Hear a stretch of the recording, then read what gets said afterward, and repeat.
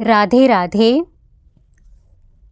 आज के इस वीडियो में मैं बात करूंगी कि कैसे श्रीमद् भगवद गीता जी का हर श्लोक आपको भगवान के और करीब ले जाता है। इस पे भगवान ने कहा है कि तुम मेरी तरफ एक कदम बढ़ाते हो तो मैं तुम्हारी तरफ 1000 कदम बढ़ाता हूँ। यानी बस पहल हमें अपनी तरफ से करनी है। उन्होंने तो हाथ बढ़ाकर ही रखा है।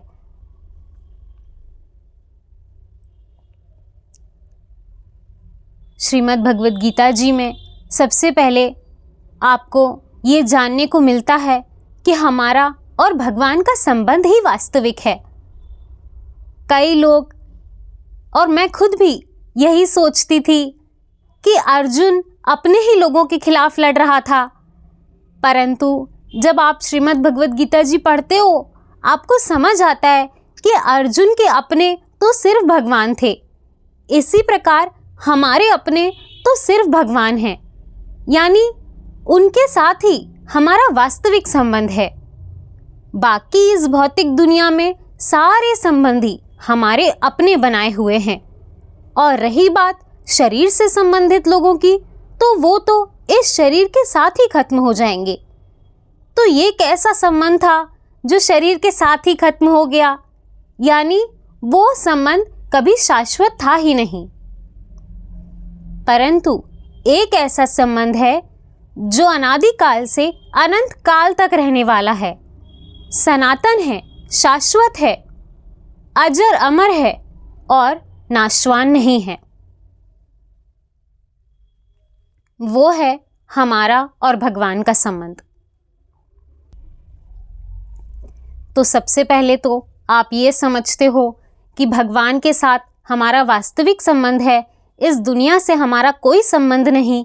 यहाँ के लोग हमारे कैसे हो सकते हैं? और ये कैसे संबंधी थे जो हमें बीच में ही छोड़ के चले गए? यानी जब मृत्यु आई तब सब चले गए, तब किसी को हमारी फिक्र नहीं थी कि हम क्या करेंगे, कैसे रहेंगे। इसका मतलब है जो उन्होंने झूठे कर्तव्य और जिम्मेदारी लेके रखी थी वो सिर्फ और सिर्फ मोह के कारण थी। वास्तव में हमारे महाराज जी कहते हैं कि हमारा ठेका भगवान ने लेके रखा है। जब आप ये बात समझोगे तब आपका मोह खत्म होगा, भय खत्म होगा। आप जो बिना बात के चिंता करते रहते हो वो खत्म होगी। ये सब चीज़ें इसीलिए होती हैं क्योंकि हम इस दुनिया की अनिश्चित अशाश्वत चीज़ों पे भरोसा करने लगते हैं। हमें भी पता है कि वो हमेशा के लिए नहीं रहने वाली, परंतु फिर भी हम उस पे भरोसा करते हैं, इसीलिए हमें दुख होता है। अगर आप किसी ऐसी चीज़ पे भरोसा कर लें जो हमेशा रहेगी, आपके जीवन के अंत समय तक आपके साथ रहेगी, तो आपको कभी डर नहीं लगेगा, आप कभी चिंतित नहीं होगे। और वो चीज़ है केवल भगवान का नाम। और बाकी इस दुनिया में ऐसा कुछ भी नहीं है जो आपको सुखी कर देगा। तो पहला तो ये कि आप अपने और भगवान के वास्तविक संबंध को समझते हो। दूसरा और सबसे बड़ा जो मैंने बहुत से लोगों में देखा, बहुत से क्या सभी लोगों में देखा है, हर सांसारिक व्यक्ति इसी दुख में बैठा रहता है कि हमें मृत्यु से भय लगता है, मरना नहीं है, यहाँ से जाना नहीं है। यहाँ हमने सब अपनी रिश्तेदारी और धन संपत्ति इकट्ठी कर ली है और ये शरीर ये तो हमें बहुत ही प्यारा है, इस सब को छोड़ के हम कहीं नहीं जाना चाहते। परंतु ये डर इसीलिए है क्योंकि आपने उस चीज़ को अपना समझ लिया जो आपकी है ही नहीं। हमारे सभी गुरुजन यही कहते हैं कि जो आपकी है वो तो आपसे कोई छीन ही नहीं सकता। जैसे मैं इसका बिल्कुल व्यवहारिक उदाहरण बताती हूँ। हमारी पीढ़ी के लोग बहुत जल्दी समझेंगे।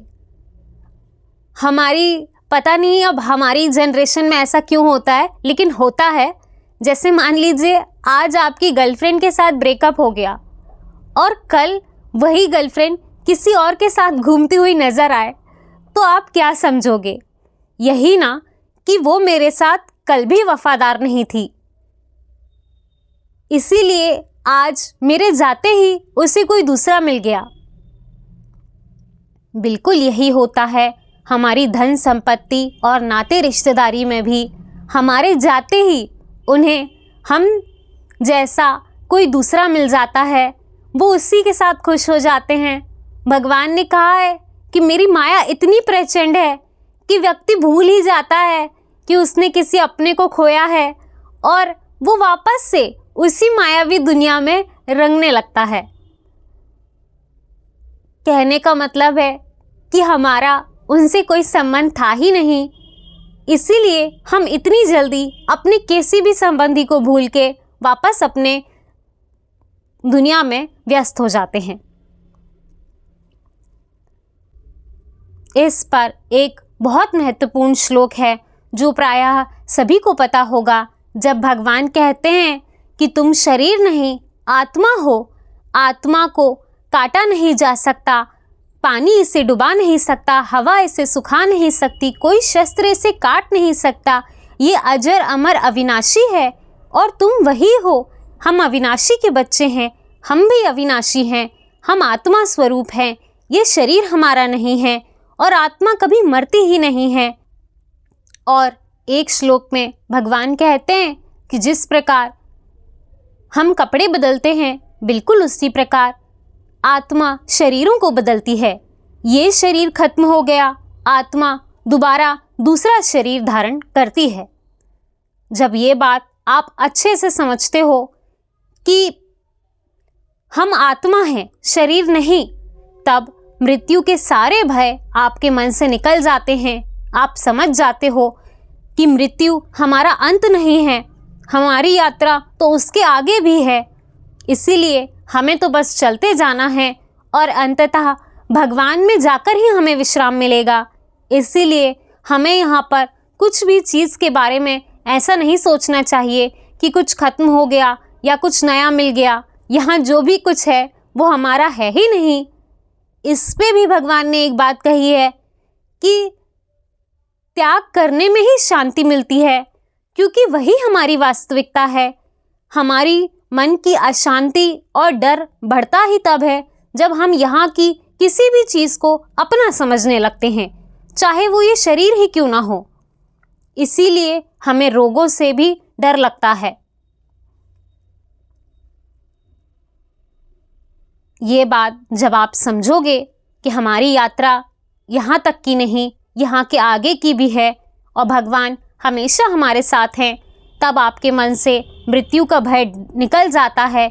आप हंसते खेलते हुए यहाँ से जाते हो और जब आप वाकई इस बात को आत्मसात कर लोगे, तब आपके लिए मृत्यु बिल्कुल ऐसी लगेगी जैसे बच्चे को स्कूल में पापा लेने आते हैं, बच्चा बैठ के इंतज़ार कर रहा होता है और जैसे ही पापा लेने आते हैं वो एकदम खड़ा होके भागता है पापा की तरफ, वो भूल जाता है स्कूल बैग भी उठाना। बिल्कुल ऐसा ही होता है हमारे साथ। जब हमें पता चलता है कि अब मृत्यु बहुत करीब है, तब हमारे बिल्कुल ऐसी ही स्थिति होती है। हम एकदम खुश और आनंदित होते हैं। परंतु ये बात आपको सुनने में अजीब लग रही होगी, क्योंकि बिरला ही कोई ऐसा होता है जो ये बात को समझता है और इसे अपने वास्तविक जीवन में लाता है। मैंने खुद ऐसे ही लोग देखे हैं जो अपने वृद्धावस्था में बिल्कुल पागल ही हो जाते हैं, बिल्कुल ही बुद्धि उनकी भ्रष्ट हो जाती है, क्योंकि वो समझते ही नहीं है ये कि हम एक दिन बूढ़े हो जाएंगे। ये खाल की जो चमक आज आपको दिखाई दे रही है, कल झुर्रियाँ पड़ जाएंगी, कल शरीर ढल जाएगा, गल जाएगा, खराब हो जाएगा। एक दिन हम बिस्तर पे पड़े होंगे और उस दिन ये जो दिल धड़क रहा है ये भी बंद होगा, इससे भी आराम मिलेगा और हम आत्मा स्वरूप अपनी ये नई यात्रा पे निकल जाएंगे। ये बात कोई समझता ही नहीं है, इसीलिए लोगों ने मृत्यु को इतना भयावह बना दिया है। मैंने खुद अपने सामने कई ऐसे लोग देखे हैं जो बिल्कुल ही आखिरी समय में बिल्कुल इतना भयानक उनका अंत समय रहा कि लगता है कि भाई ये बात समझना बहुत ज़रूरी है, सबको समझना बहुत ज़रूरी है। मृत्यु कोई ऐसी चीज़ नहीं हो गई कि जिसको लेकर हम बिल्कुल ही, और वो होगा, इसीलिए अगर आप ये बात नहीं समझोगे, अभी यहाँ की चीज़ों से आसक्ति रखोगे, तो फिर आपका अंत ऐसा ही होगा ये बात खुद भगवान ने ही श्रीमद् भगवद गीता जी में बताई है, जब भगवान कहते हैं कि इस संसार में 4 तरीके के दुख होते हैं, जन्म, वृद्धावस्था, बीमारी और मृत्यु। 4 दुख हर व्यक्ति को झेलने पड़ते हैं, परंतु इस पे हमारे संतजन समझाते हैं कि ये दुख आपको तभी दुखी कर सकते हैं जब आपके पास भगवान का भजन ना हो। तभी आप बुढ़ापे में पागल हो जाओगे, बीमारी में डर जाओगे कि कहीं मैं मर ना जाऊं, और मृत्यु के समय तो आपकी बहुत ही दयनीय स्थिति हो जाएगी।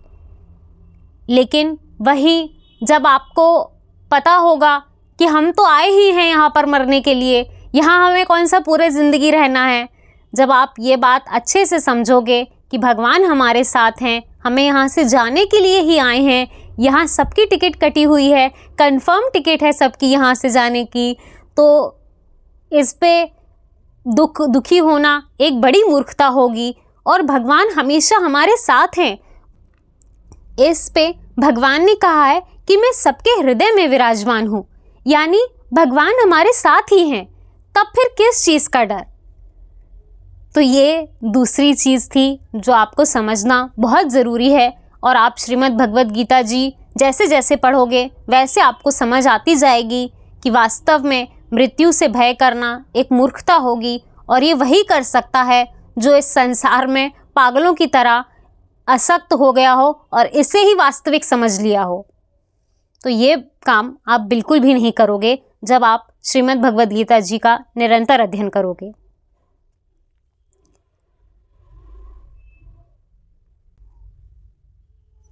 तो दोस्तों, पहला मैंने बताया कि हमें श्रीमद् भगवद गीता जी पढ़ते रहने से अपने और भगवान के वास्तविक संबंध का पता चलता है। उससे हमारे बहुत से ऐसे प्रश्न हैं जिनके जवाब हमें मिलते हैं कि मैं कौन हूँ, मेरे कर्तव्य क्या है, मेरे अपने कौन है, मुझे करना क्या है, मैं यहाँ क्यों आया हूँ। इस तरह के बहुत से प्रश्न हमें मिलते हैं। दूसरा, जब हम ये समझते हैं कि मृत्यु हमारा अंत नहीं है, मृत्यु से भय का कोई मतलब नहीं है, इस बात को बहुत गहराई से एक एक श्लोक में भगवान ने बताया है। और तीसरा और सबसे बड़ा, जो प्रायः सभी बात करते हैं परंतु गलत तरीके से, जैसे एक श्लोक है जिसमें कहा गया है कर्मण्येवाधिकारस्ते मा फलेषु कदाचने, यानी कर्म करते जाओ, फल की चिंता मत करो। इस पे हमारे सभी संतजन कहते हैं कि जब आप सही कर्म कर रहे होगे तब आपको फल की कोई चिंता ही नहीं होगी। इस पे भगवान ने भी कई श्लोकों में बताया है कि वास्तविक दिव्य चेतना वाला वही है जो अपने सभी कर्म फलों को भगवान पर समर्पित कर देता है। उसके बाद वो किसी प्रकार के कर्म बंधन में नहीं फंसता, और वो ये समझता है, अपनी वास्तविकता जानता है कि वो तो केवल भगवान का अंश मात्र है, वो यहाँ आया ही भगवान की सेवा के लिए है। तो उसका सबसे बड़ा फल तो यही है कि उसे भगवान की सेवा करने मिल रही है, यानी वो मानव योनि में है, वो इसे ही अपना सबसे बड़ा फल मानता है। इसके अलावा उसे जो सेवा करने मिल रही है, बस उसमें ही उसका जीवन धन्य है। उसके बाद उसके लिए और कुछ प्राप्त करने शेष नहीं रह जाता। जब व्यक्ति ये चीज़ अच्छे से समझता है, तभी वो निष्काम भाव से अपने सभी कर्म करता है। और मैं तो यहाँ तक कहूँगी, जो मैंने अनुभव किया, कि जब इस तरह से आप कर्म करते हो तब आप कभी भी कर्म करते हुए दुखी नहीं होते, भयभीत नहीं होते, चिड़चिड़ाते नहीं हो, अवसाद में नहीं जाते, नाना प्रकार की मानसिक व्याधियाँ आपको नहीं होती, क्योंकि आपको पता है कि अंततः करना तो मुझे यही काम है, यही मेरा लक्ष्य है। इस पे एक और बहुत सुंदर श्लोक है जिसमें भगवान कहते हैं कि अपने धर्म पर चलो। अपने धर्म में तुम थोड़ा पीछे भी रह गए, थोड़ा धीरे भी काम कर रहे हो, थोड़ा गलत भी हो गया तो कोई बात नहीं। दूसरे के धर्म से तो बहुत अच्छा है कि तुम अपने ही कर्म में, अपने ही धर्म में सही तरह से चलो। अपने धर्म में तुम थोड़ा गलत भी चलोगे तो भी चल जाएगा, परंतु किसी दूसरे के धर्म को मत देखो, केवल अपने वास्तविक और स्वाभाविक गुण पर चलो और यही तुम्हारा धर्म है। तो जब आप इस बात को समझते हो तब स्वतः ही आपके अंदर निष्काम भाव से कर्म करने की एक ललक जागती है। आप समझते हो और बाकी लोग आपको एक मूर्ख की तरह दिखते हैं कि भाई ये लोग कर क्या रहे हैं, ये दुनिया के लोग क्यों यहाँ पर दुख भोग रहे हैं। भगवान ने इस संसार को दुखालय कहा है। जरूर ये संसार दुखालय है, परंतु केवल और केवल उनके लिए जो भगवान से दूर निकल गए हों। अब इस पे हमारे संतजन कहते हैं कि चूंकि भोगों में ऐसी आसक्ति हो जाती है कि व्यक्ति दुख झेलता हुआ भी भोग भोगता रहता है। बिल्कुल इसी प्रकार आप ये मूर्खता नहीं कर पाओगे जब आप ये अच्छे से समझ जाओगे कि ये संसार दुखालय है। यहाँ हर कर्म में, हर व्यक्ति में, हर संबंध में, हर जगह सिर्फ और सिर्फ दुख और दुख ही मिलेगा। अगर आपको सुख चाहिए तो इन सबको छोड़िए। छोड़ना क्या है, ये मान के चलिए कि ये आपके है ही नहीं। आपका संबंध केवल भगवान से है। भगवान के लिए ही आपको कर्म करना है। भगवान पर समर्पित भाव से ही आपकी सेवा करना है। यही आपका कर्म है और यही आपकी वास्तविकता है। जब आप ये समझोगे तब आप इस दुखालय रूपी दुनिया में बाकियों की तरह गोते नहीं लगा रहे होगे। बाहर से आपको खुश हूँ इसका मुखौटा नहीं पहनना पड़ेगा। आप वास्तव में बाहर और भीतर से प्रकाशित हो जाओगे। दोस्तों, तो ये कुछ बातें थी जो मैंने आपको बताई कि निरंतर श्रीमद् भगवद गीता जी के श्लोक पढ़ने से मेरी कितनी बुद्धि शुद्ध हुई, मुझे समझ आई, मेरे प्रश्नों के उत्तर मुझे मिले और इस प्रकार कैसे हर एक श्लोक आपको भगवान के और भी करीब ले जाता है। इसीलिए हमारे सभी संतजन कहते हैं कि भगवान को ही अपना लक्ष्य मानकर श्रीमद् भगवद गीता जी का अध्ययन शुरू करते ही व्यक्ति मुक्त हो जाता है।